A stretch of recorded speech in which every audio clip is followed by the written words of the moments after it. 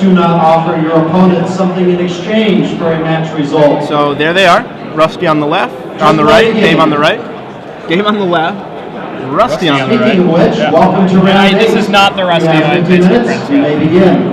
Okay then. So sorry to the other Rusty out Sorry there. to the other Rusty. He may not be a dog owner. Looks but like I'm hoping he is. Rusty Kubis. That's probably the one.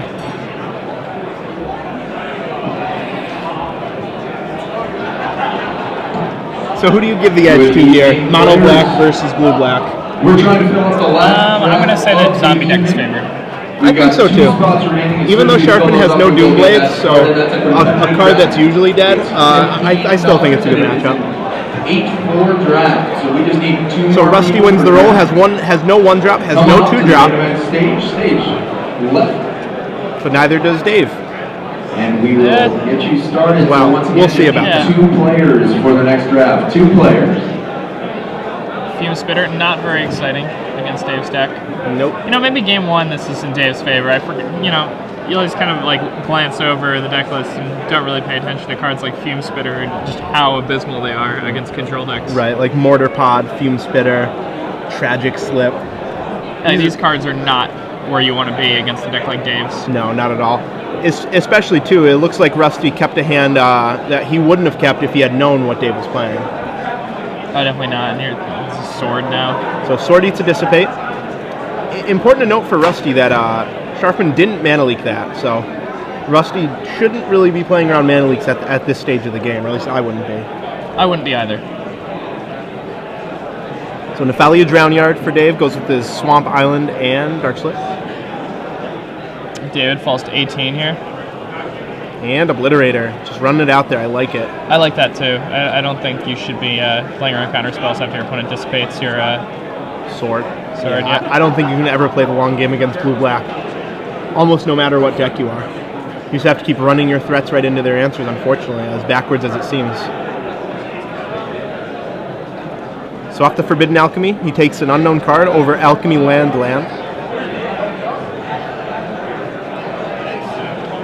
And now he'll untap as he replaces a sleeve. I mean, if you notice the ripped sleeve during the middle of the game, just switch it right then and there. It's a good way to handle the situation. Exactly. And then rip up that sleeve. That way it doesn't get involved again. So in the main deck, Dave he doesn't have that many ways to kill a Phyrexian Obliterator. He has 2 Go for the Throat, he has 2 Tribute to Hunger, and he has 3 Tragic Slip, and that's really it. But there's one of the Go for the Throats. He had the answer he needed. Post-combat, Rusty just plays another Obliterator. And Tragic Slip, wow. The Tragic Slip's going to be good enough now that the Go for the Throat was already played. Yep. So lots of removal from Dave. Oh, Grave Titan. Yeah. And that's not good. Rusty does not even have enough mana to Geth's Verdict with the trigger on the stack. He does have a Phantasmal Image, though, so if he can draw a blue source, we'll have some dueling Grave Titans. Dueling Grave Titans is always just a weird ththing, because they're always just hitting each other. Yeah. They're always just eating zombie tokens and making more zombie tokens. And they always end up, or they usually do just end up trading, but not always.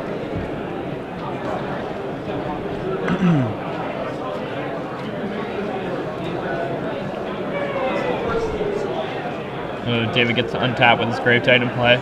Usually means lights out, but we'll see. That's about it, usually. So main phase Forbidden Alchemy for Sharfman, leaving up Players, 2 blue-black lands and a Drownyard. Draft number 3, come on up to the side events Dragon, and we're going to get you started. Once again, competitive draft number 3, come on up to the side events. And this is where scouting is really so valuable, because Rusty would never have kept this hand if he knew what Dave was playing. Yeah. That's something people don't really, do often enough, I feel. Oh, definitely not. A really valuable thing to do at tournaments, just looking at all the people who have the same record as you constantly.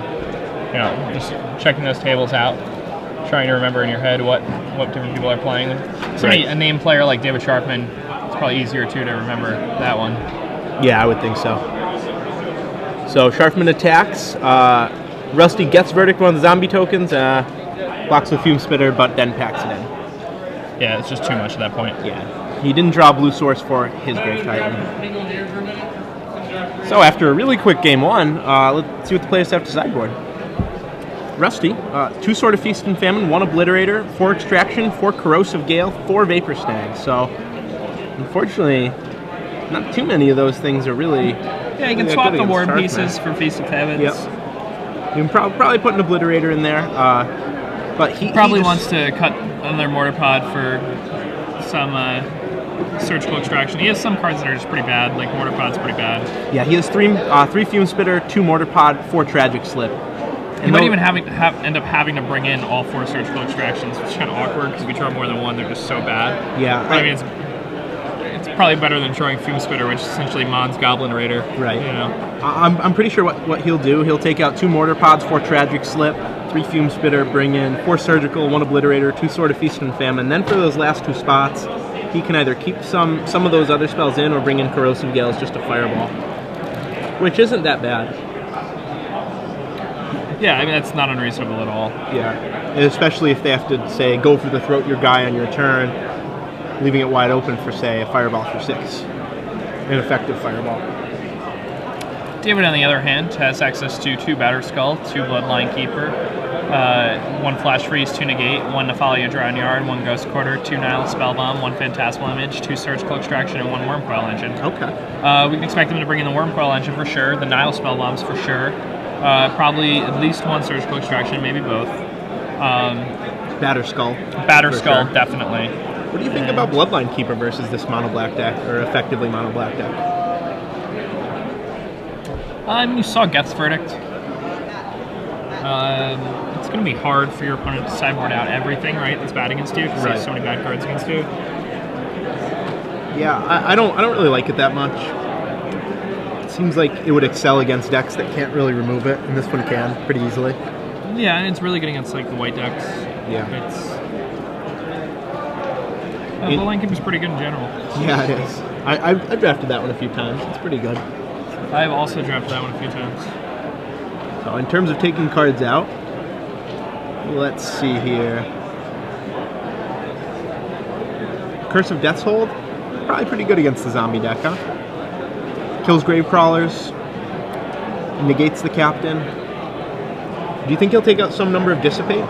Or do you think he needs answers to Swords? Dissipate's also like kind of good in general, like removing something from the game. Hits Gravecrawler. The late game Gravecrawler Dissipate could be relevant. His curses are really good. Yeah. So he can definitely take out his Tribute to Hunger, so those are really bad. Right. He can probably shave some number of Think Twices, 1 to 2 Think Twices. Yeah, I've never really liked Think Twice in general.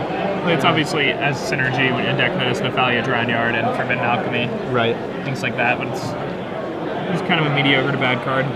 It's definitely really good if your opponent won't be pressuring you, so you can just slowly accrue all this long game advantage, but these games are not going to go long. That's exactly how these games are going to play out. Kill your guy, kill your guy, kill your guy, stabilize Grave Titan. So I expect some number of those to go.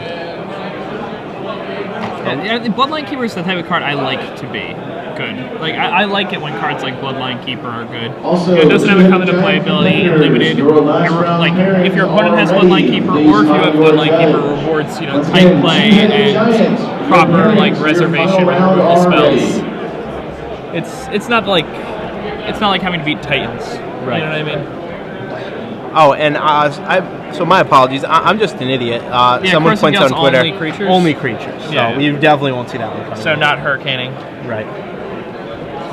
Unless he foresees Bloodline Keepers. Right. I guess that would just be a strictly better Hurricane, huh?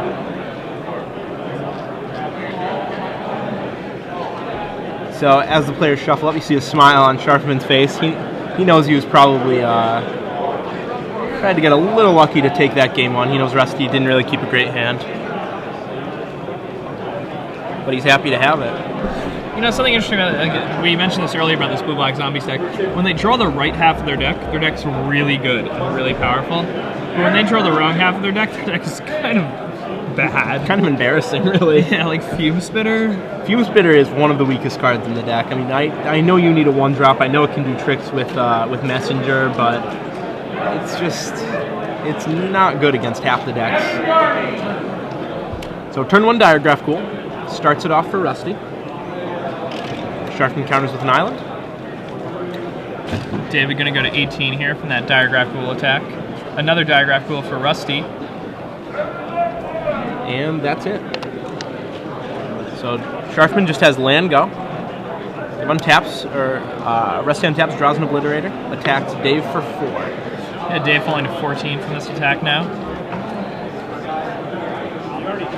Ooh, he's looking at a Snapcaster Mage in his hand. Could he be thinking about blocking? That's pretty reasonable. You just use it as a removal spell, you know? Yeah, I think so. And there it is.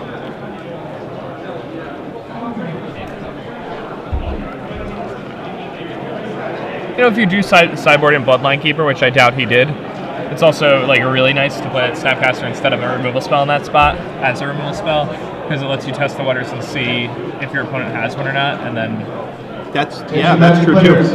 I mean, Rusty would have been happy to tragic slip that hair had he had one. So Sharfman, main phase Forbidden Alchemy, or is this the end of turn 3 already? This is the end of turn 3. I believe it's the end of turn 3. The end of turn. So Rusty had nothing else to add to the board. Just another swamp. Makes me wonder what he's holding. It's like images and obliterators. Yep. And we see this black deck's mana is finally catching up with it in terms of the blue sources, as it looks like he has another image and has just drawn the blue source. Ooh, Curse of Death Soul. Pretty good. That Diregraph Ghoul's a little less powerful now. So swings for 1, and Rusty drops an Obliterator. David looks like he has a Worm Coil in his hand. That's going to be pretty good. The problem is that the Obliterator can just attack right into a Worm Coil engine. Right. No problem. But Sharfman can just trade hits. Take 4, gain 6, take 4, gain 6. Yeah. Or he doesn't have to. That works too. Takes out the Obliterator's throat and says go. Sharfman there with a Surgical in hand. So Sharfman says, at the end of your draw step, I will extract your Obliterators, hitting 1. Seeing 2 Phantasmal Image and a land. And I like that play a lot by David.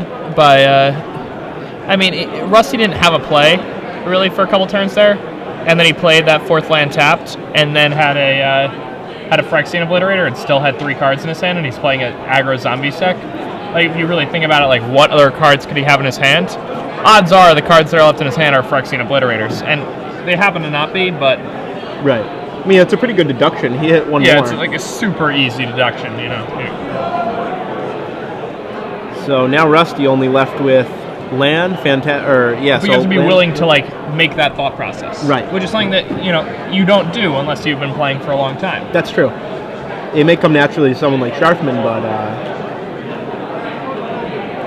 it's not the easiest when you're sitting there at the table. And now, another curse. And double curse, having surgically extracted Phyrexian Obliterators is it, right? He has Geralt's Messenger, and that's it. That is the So only way. it comes back as a 2-1, right? Right. Yeah, David pretty much knows he has this game locked up. Just needs to not die to random Geralt's Messengers from 10 life, which he should easily be able to do. And really, Rusty didn't have good draws in any of these games. No, not at all. He didn't draw his best card, so his deck didn't look good. That's pretty much all there was to it.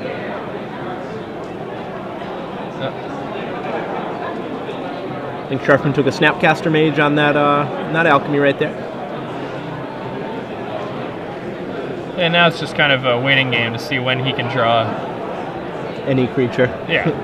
Yeah, or a Flying drown yard causes it, or right. anything. Yeah. And you know, as soon as he gets the chance, he'll Snapcaster that surgical extraction on the Drolf's Messenger, leaving Rusty with no outs. Oh, he does bring in Bloodline Keeper. Okay, cool.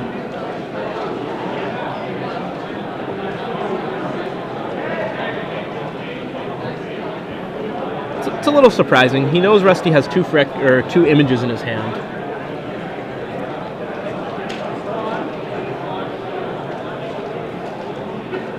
I mean, he does have Snapcaster. He has plenty of. He's got plenty of ways to deal with it right now. Yeah, he does. Really, there's almost no way he can lose the game at this point. It seems pretty much impossible. Oh, and there's a second one, so. Oh, he lets him untap with that Nesma. Interesting, but Also, pretty important to keep in mind is that Rusty can never flip that into Lord of Lineage, and he can. oh, that is pretty interesting. And Sword of Feast and Famine will resolve.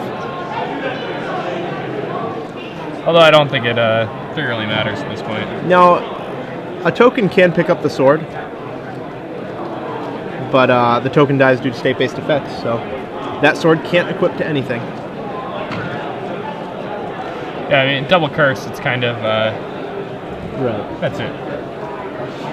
Yeah, there's really no reason to be playing this game at this point.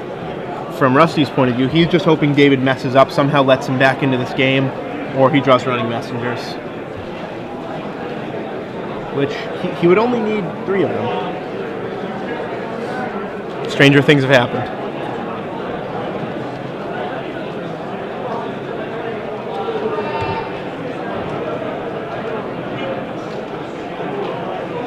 So Yeah. Bloodline Keepers make 2 and flip.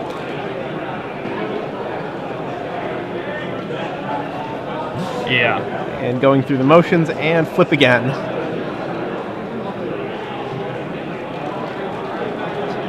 These vampires are very big.